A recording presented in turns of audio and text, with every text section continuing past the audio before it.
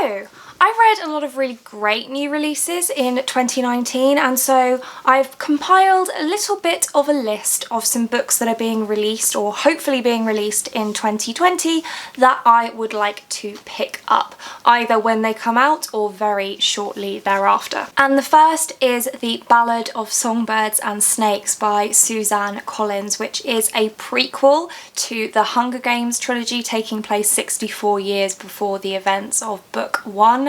And I'm very, very excited for this. I only just learned about it very recently and I absolutely love the original Hunger Games trilogy, and I'm pretty sure this one is going to follow Mags, who actually appears in book 2 of the original trilogy, which, if I'm right, is very exciting.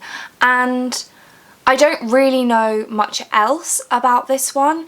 In case you don't know what the Hunger Games is about, it's set in a place called Panem in the very, very, very distant future of the human race after a cataclysmic event where society has re-established itself with the capital at its centre and 13 districts all around it. But the districts rise up against the capital and the capital wins, thus destroying District 13 and establishing a game called the Hunger Games, where 2 children under the age of 16 are selected from each district once a year to enter into a competition that is a fight to the death, and we follow Katniss Everdeen as she enters the Hunger Games.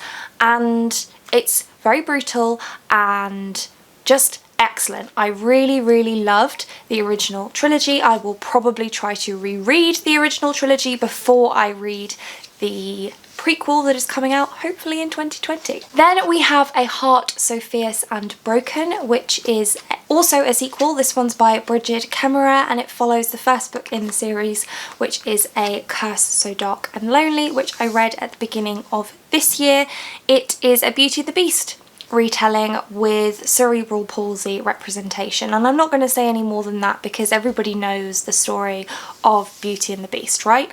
And I really enjoyed the first book, so I'm really looking forward to reading the sequel. Next up we have Lovelace by Alice Oseman, which is a contemporary standalone book, but as with all of her other books, it's set in the same part of England. At least the beginning bit is. I think that the majority is actually set at Durham University. I don't think I'm making that up. I'm pretty sure that's what she said about it.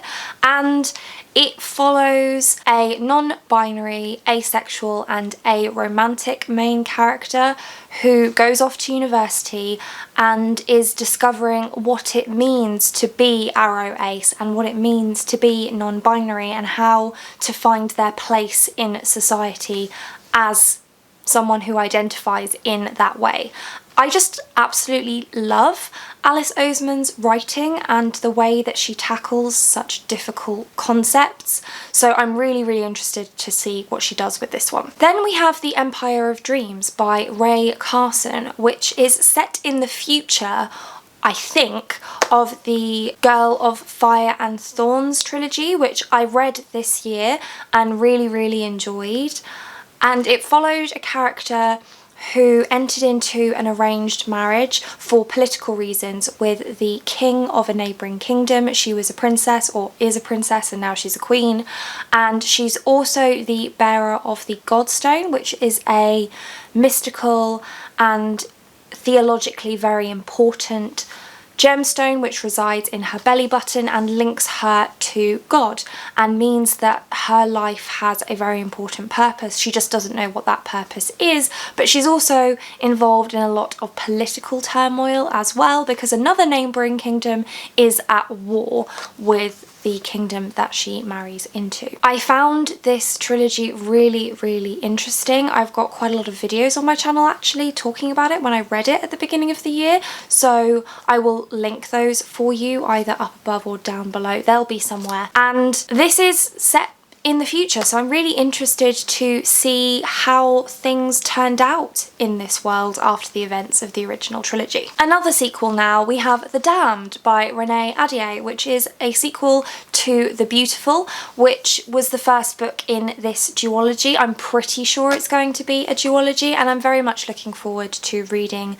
the sequel because the ending of the first one was very mysterious. It's set in 1872 New Orleans, and it's a sort of murder mystery, film noir type vibe, but with vampires. And there wasn't a lot of vampire presence in book 1, but I feel like there'll be a lot more vampire presence in book 2, which means that I'm very much looking forward to it. Then another sequel, this is The Paper and Heart Society, Read with Pride by Lucy Powery, and this is another book, sequel to a book that I read this year. I read The Paper and Heart Society in the summer, I believe, and really enjoyed it. It's a young adult contemporary book about a girl who struggles to make friends but then joins a book club and discovers her people, which I think is something that everybody on BookTube can very much relate to.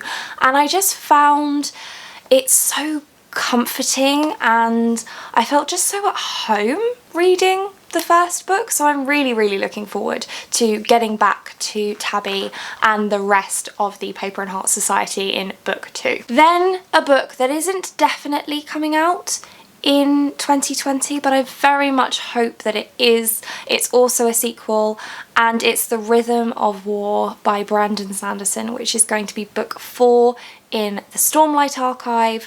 I cannot wait for this book. I really hope that it does come out in 2020. It's book 4 in a series, so yet another sequel, so not one I can tell you anything about.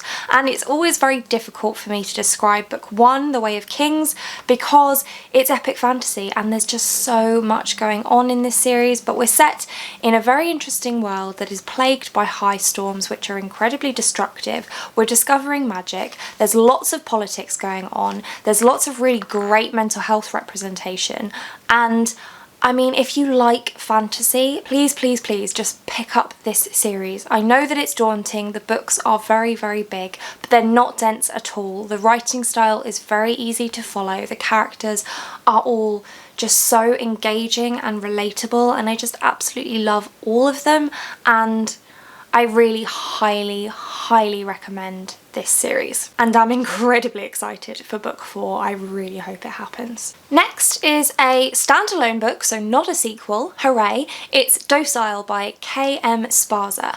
And this is sort of contemporary but with a science fiction element to it, and I've seen a lot of publicity about this one on Instagram, and essentially what it is it's 50 Shades of Grey but even darker. It follows BDSM relationship, and there's also a mystery around a drug that potentially has side effects that its creators don't know about. I don't know much more about it than that, but it sounds incredibly interesting and I'm definitely interested in picking this one up. Then we have The Reckless Afterlife of Harriet Stoker, which is a new young adult fantasy book by Lauren James, and she usually writes sci-fi, and this is her first fantasy book, and I don't know anything about it, but I discovered Lauren James this year. I absolutely love everything that she's written that I've read, and so that's enough for me. I'm definitely going to be picking up her book when it comes out, and I'm really looking forward to it. Then we have Bridge of Souls by Victoria Schwab, which is book 3 in the Cassidy Blake series. I'm pretty sure it's going to be more than 3 books, so I'm going to call it a series. And I read book 1 last year and book 2 this year, and I'm very much looking forward to book 3 when it comes out. It follows a character named Cassidy who can see ghosts, and it's her job to send them to wherever it is that they go next. And she has a best friend who's a ghost, and she has parents who are ghost hunters, and she's following them around Europe as they ghost hunt for a new TV show, which means that she's finding a lot of ghosts too, which isn't necessarily what she wants to be doing, but there it is. There's lots of it's a middle grade book, so there's lots of adventure, and I just really enjoy this series. It's very fun. And then finally we have Shorefall by Robert Jackson Bennett, which is the sequel to Foundryside, which is a book that I read at the beginning of this year and absolutely loved.